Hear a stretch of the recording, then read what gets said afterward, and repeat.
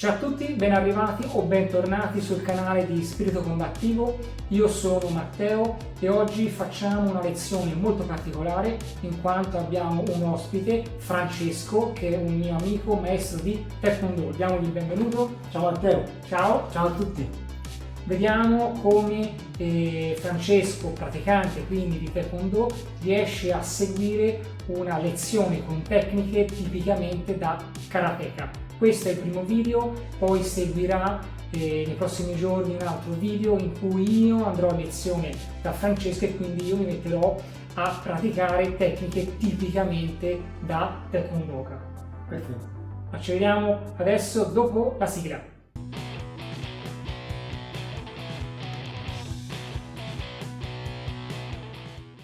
Adesso nell'allenamento con Francesco andiamo a studiare una sequenza di tecniche di karate che spesso viene utilizzata nel kumite sportivo. È una sequenza composta da due spostamenti di gambe che sono lo yoriashi più sugiashi, a cui si uniscono due tecniche di braccia che sono il kizamitsuki e lo gyakotsuki. Io Matteo, a sentire questi nomi sono già spaventato. Partiamo bene. Comunque vediamo adesso nell'allenamento in dettaglio quali sono queste tecniche. Iniziamo con quello che ho detto poco fa, che è lo yoriashi, che faccio vedere anche a Francesco. È uno spostamento della gamba anteriore che deve trascinare la gamba posteriore. Mi raccomando che lo spostamento della gamba non deve essere un salto che va a trascinare la gamba posteriore, ma deve essere uno scivolamento sul suolo. Infatti la tecnica perfetta sarebbe la tecnica in cui il piede scivola sul terreno e sotto al piede stesso è come se ci dovesse essere un foglio di carta, qualcosa di veramente fine.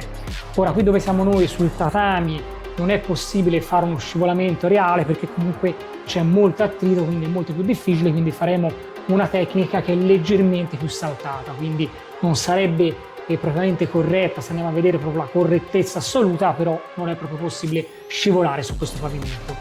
Quindi vediamo adesso la tecnica che sarebbe quindi questa, quindi 1, 1, 2, 1, 2, 1, 2, 1, 2 e ci giriamo. Torniamo indietro, 1, 2, 1, 2, 1, 2, 1, 2, 1, 2 e ci rigiriamo. Adesso aggiungiamo un po' più e facciamo un po' più attenzione alla guardia che ora non avevamo o comunque era molto bassa, quindi aggiungiamo la guardia e facciamo sempre lo stesso spostamento, quindi in due tempi, 1, 2, 1, 2, 1, 2, 1, 2, 1, 2 e vabbè ci giriamo. Già qui vediamo una differenza nelle posizioni dove nel karate in genere stiamo un pochino più bassi e non moltissimo, dato che comunque questa è una sequenza comunque un po' dinamica e da kumite rispetto alla posizione del taekwondo. Nel taekwondo sì, in genere nel combattimento abbiamo posizioni un po' più erette per essere un po' più pronti e veloci ad eseguire le tecniche di calcio. Quindi cercherò di allungare un po'. Un po', ma neanche troppo, non importa tantissimo. Torniamo indietro, quindi 1, 2, 1, 2, 1, 2, 1, 2, 1, 2 e ci giriamo. Comunque devo dire, sta andando bene. Grazie Matteo, ci si prova. Adesso facciamo l'altro spostamento di gambe che è lo tsugiyashi, quindi mentre ora abbiamo spostato la gamba anteriore che ha trascinato la gamba posteriore, adesso andiamo a spostare la gamba posteriore che spingerà la gamba anteriore. Quindi la tecnica è 1, 2, 1, 2, 1, 2, 1, 2, 1, 2. Ok, e ci giriamo. Buono, ora comunque la posizione è già un pochino più leggermente bassa. Mettiamo ora la guardia e torniamo indietro. Quindi 1, 2, 1, 2, 1, 2, un altro, ok, e ci giriamo. Adesso andiamo ad unire lo spostamento iniziale, quindi lo yoriashi, con il secondo spostamento, lo tsugiyashi, quindi spostamento 1 e spostamento 2. Comincia ad essere un po' difficile, vediamo, quindi 1, 2. Esatto, Poi secondo spostamento 1, 2, l'ultimo spostamento 1, 2 e ci giriamo. Lo stesso con la gamba, iniziando con la gamba destra, 1, 2, uguale, 1, 2, ok, 1, 2, ok, e ci giriamo.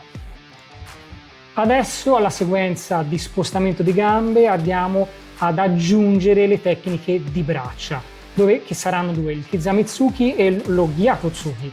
Adesso facciamo prima il Gyakotsuki, che è il pugno opposto rispetto alla gamba antecedente. Quindi facciamo la sequenza di gambe che abbiamo fatto ora, quindi 1, 2 e a fine, ora lo faccio rivedere, andremo ad aggiungere il pugno opposto. Quindi facendolo lentamente 1, 2, 1, 2, sì, di nuovo 1, 2, ok, va bene. Adesso facciamolo tornando indietro, 1, 2, sì, 1, 2, ok, e ci giriamo. Non so se avete notato una differenza nel spostamento tra karate e taekwondo. Una differenza è che nel karate si tende a spingere con il piede rivolto quasi frontalmente, quindi non molto spostato, mentre Francesco nel taekwondo mi veniva più spontaneo andare con il piede esatto, un po' più laterale, ragione. Esatto. Correggo. E adesso aggiungiamo l'ultimo pugno, quindi facciamo la stessa sequenza che abbiamo visto adesso, quindi spostamento gamba anteriore più gamba posteriore, e aggiungiamo il pugno con il braccio anteriore. Quindi 1, 2, 1, 2, torno indietro, quindi riparto io, 1, 2, quindi prima anteriore, 1, 2, sì, nuovamente 1, 2, 1, 2, ok, e ci giriamo, riparto io, 1, 2, sì, nuovamente 1, 2, ok. Non mi viene tanto spontaneo, è difficile. Non è comunque una sequenza, immagino, è diversa, molto diversa dalle tecniche tipiche del taekwondo. Sì. E un'altra differenza, ho visto che molte tecniche di karate vanno a colpire la parte alta, che nel karate si chiama Jodan, come questa tecnica qui che è il Kizamitsuki, che è un pugno anche di disturbo, non è un pugno in cui conclusivo, può essere anche conclusivo, però in questa sequenza qui è di disturbo, cioè vado a disturbare l'avversario per poi chiudere o entrare dentro la sua guardia. E nel karate andiamo a colpire il volto, mentre nel taekwondo Nel taekwondo risulta strano perché, specialmente in un contesto di combattimento, i pugni al viso non si possono utilizzare, si utilizzano invece i calci.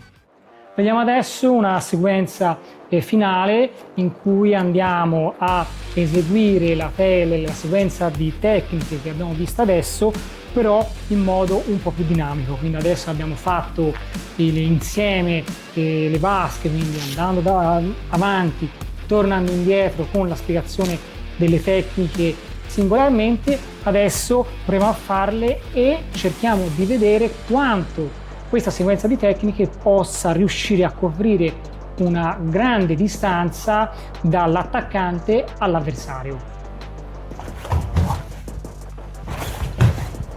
Ok, ora tocca a Francesco.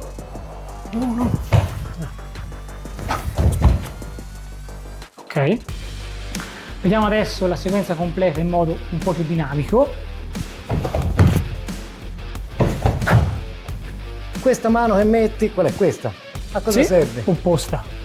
È una domanda molto interessante e prova a mettere anche te, Francesco, nella sequenza, nell'ultima tecnica, e ve lo faccio vedere.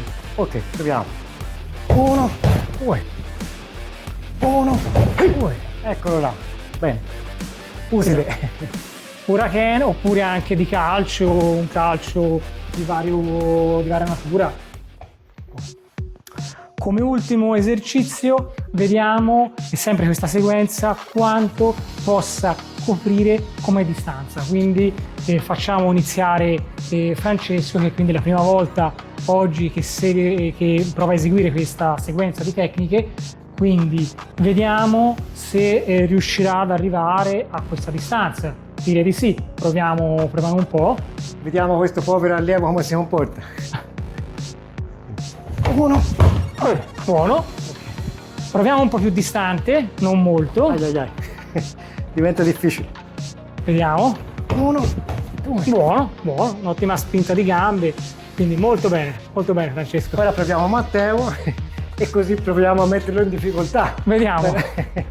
Molto distante perché sono anche basso e questa è una sequenza che permette di coprire anche molta distanza, e nella tecnica esatta, corretta, sarebbe di scivolare sul terreno. In un contesto da gara o comunque anche dinamico è possibile anche leggermente sollevare il piede per cercare di coprire più distanza, così come con l'altra gamba andare a spostare leggermente più avanti rispetto a quella antecedente. Sono piccoli trucchi che permettono di guadagnare qualche centimetro. Proviamo. Wow, Ce l'ho arrivato fatta. perfettamente. Grazie Francesco. Grazie a te Matteo. Spero che il video sia stato utile per tutti i praticanti di karate, di taekwondo e in generale delle arti marziali. Grazie mille Matteo, la lezione è stata molto interessante. Effettivamente nel taekwondo non si comincia mai dall'attacco di pugno, ma normalmente si comincia con un calcio. E di questo ne parleremo nella prossima lezione, nel prossimo video in cui Matteo sarà mio ospite. Ci vediamo alla prossima.